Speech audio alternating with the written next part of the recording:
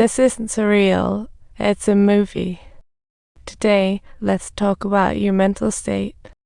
Subtitles, do you get it? Maybe you're going insane. John is simply facing a severe IQ crisis. Everyone is leaving one after another, and John is dealing with his big issues. He's looking for that unimplanted secondary tube, but your plan is as realistic as inventing flying cars. John was finally forced to face the illness and agreed to treatment.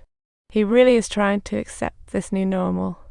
He's been pumped full of a cocktail of drugs and subject to endless shock parties, and this is set to last 50 rounds. This disease bomb totally flipped their lives. They had to downgrade from their mansion to a townhouse. Thanks to this victorious illness, John lost his beloved Joe, and the meds are making his thoughts flicker like a neon sign.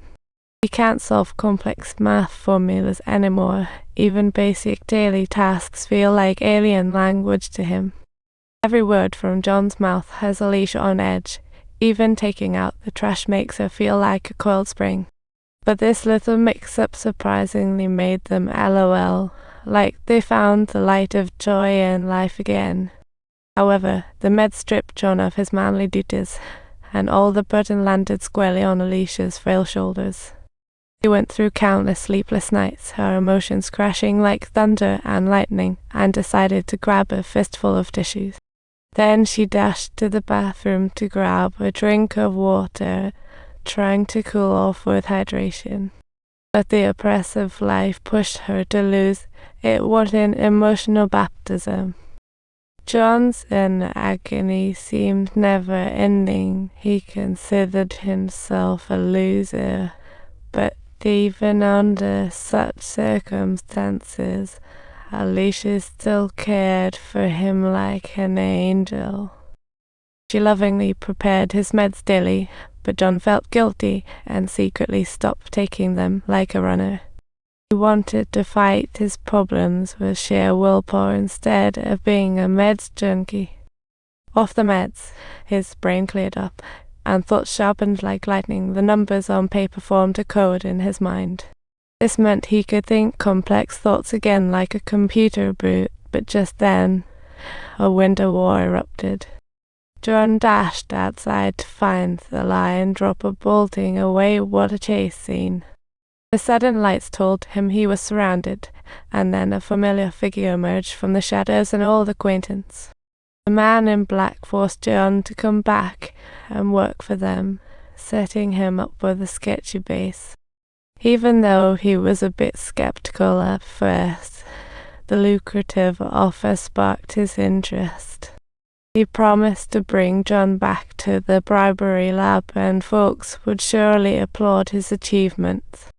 As time passed, John lost himself between the man in black's control and his own hallucinations. Like a storm hit their lives. While Alicia was busy packing kid clothes, John unexpectedly offered to give the kids a bath.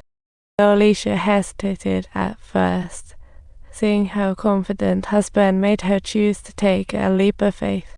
But while Alicia was tidying up, she suddenly heard a strange noise from the radio.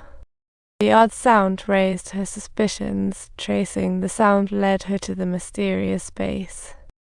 As she entered the base, she was shocked by the sight. Clearly, John's hallucinations had returned, only worse. John was now caught in a whirlwind of hallucinations, thinking he was living out a superhero fantasy. But he had no idea the child was struggling in the water, calling for Charles, totally losing grip. Fortunately, Alicia arrived just in time to save the child. It was like a hero saves the beauty. Her gaze was filled with confusion and disappointment. John tried to explain Charles' existence, but Alicia had lost her patience. He even tried to explain Charles' invisibility serum, which really pushed Alicia over the edge. John's heart condition clearly worsened. He dialed the hospital again, like sending a distress signal. At this moment, John's memory became a puzzle game, with figures like Charles and the man in black rising to the surface. The fragments of memory began to intertwine, his thoughts becoming more chaotic. Suddenly, he found a bug in his schizophrenia. After careful thought, he confirmed that those hallucinations were merely products of his schizophrenia, never real. This realization was a crucial step for John's recovery.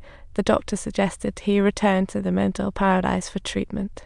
But John believed there had to be other solutions. He couldn't just fall back on meds again. For safety's sake, John decided to have his wife take the kids and run away for their protection. Though Alicia felt reluctant, she understood her husband's request.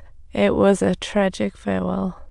The roar of the car echoed as John remained alone in the empty house, beginning a dialogue with himself. However, Alicia hadn't completely left. Suddenly she returned to his side, hinting at a possible reunion. John had to ponder what exactly had he concealed in his heart. His heart brimmed with questions and struggles. Was it the fog of thought that kept him captive? John's inner self was tangled with complex emotional fluctuations, as if he were in a mirage. He started to ponder how to break the norm and face these seemingly untouchable emotions. If you enjoyed this kind of content, don't forget to hit like and subscribe.